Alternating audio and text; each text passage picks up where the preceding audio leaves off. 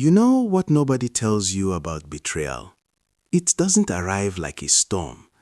It arrives like a season change. Slow, quiet. And by the time you feel the cold, you've already been standing in it for months. Irene was about to discover that. It wasn't what David said that worried her. It was the half-second pause before he said it. "I've just had a lot on my mind," he replied when she asked why things felt different. Irene didn't push. She was good at that, reading the room, giving space, trusting people. That quality had always been a strength. She didn't know yet that someone had been studying it like a weakness. The truth rarely announces itself.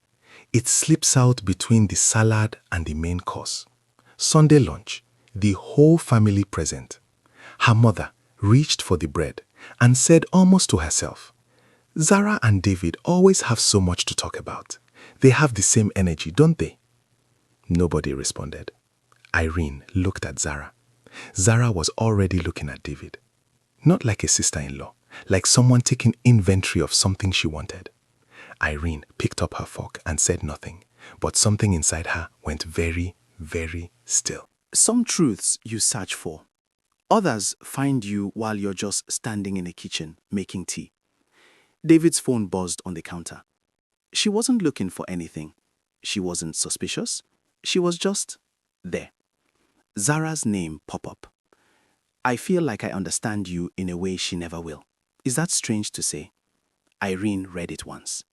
Then she set down her mug, walked to the window, and stood very still for a long time.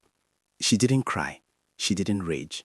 She just understood, with complete, devastating clarity, that this had been going on longer than one message. Even the strongest people have a moment they don't show anyone. That night, after David fell asleep, Irene sat on the bathroom floor. Not sobbing, just still. She thought about every family gathering she had invited Zara to. Every time she had said, "You love her, she's my favorite person." Every door she had opened, proud. She thought, did I do this?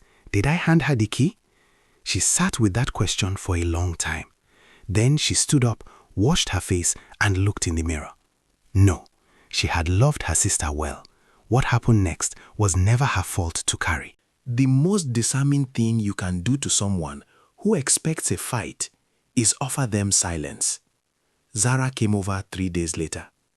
"You've been distant," she said. Concerned eyes, soft voice. A perfect performance. Irene studied her, really studied her. The way you look at a painting, when you finally understand, it wasn't made for beauty. It was made to deceive. "I'm okay," Irene said. She smiled. And Zara, who had prepared for an argument, didn't know what to do with a smile.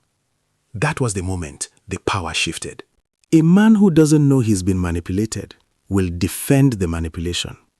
"I don't know what you want from me," David said.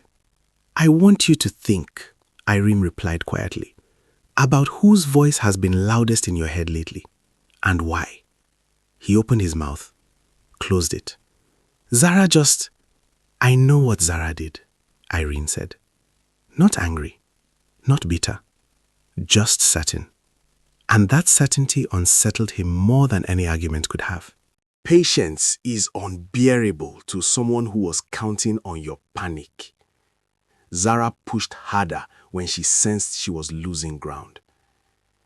"If things don't work out with Irene," she said to David one evening, voice soft and practiced, "I just think you deserve someone who really gets you." David looked at her, really looked. "Someone like who?" he asked. Zara smiled, too quickly. And in that half second, in that smile that arrived before the innocence could, David felt something shift in his chest. Not love, not comfort, recognition. He had been played. The most honest conversations happen when people run out of performance. "I've always been the second one," Zara finally broke. "She gets the respect, the stability, the love. And I get, oh, you must be Irene's sister." Her voice cracked. And for a moment, just a moment, Irene almost felt sorry for her. Because underneath the manipulation was something real. Real pain, real envy, real loneliness. But real wounds don't give you the right to become someone else's wound. I know you're hurting, Irene said quietly. But you didn't come for healing. You came for my life. Zara had no answer, because it was true. The most powerful decision doesn't come with raised voices. It comes with a closed door. David stood outside her apartment. I should have seen it sooner, he said. Yes, Irene agreed. Simple, no cruelty. I let someone make me doubt you without giving you the chance to defend yourself. You did. He waited for more, for warmth, for reassurance. I love you, he said. Tell me how to fix this.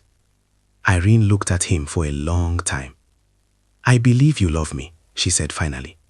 But love isn't enough if trust is a door you leave unlocked for anyone who knocks. She stepped back. I need to know you can guard what's ours. Not because I asked, because you understand why it matters. She didn't slam the door. She closed it gently. And somehow, that was worse. She didn't win because she fought. She won because she refused to become what they expected. They expected rage. They expected desperation. They expected her to beg, to shrink, to compete. Instead, Irene made herself tea, opened a book, and let the silence of her own apartment settle around her like something earned. She wasn't okay yet. She knew that, but she was whole. And whole is harder to break than happy. The woman they underestimated wasn't bitter. She was just finally done being easy to underestimate. But here's what nobody saw coming. David came back. But Irene had stopped thinking about David because she just discovered something that changed everything. Part 3 drops soon. Comment your country below. I want to see where this story is reaching.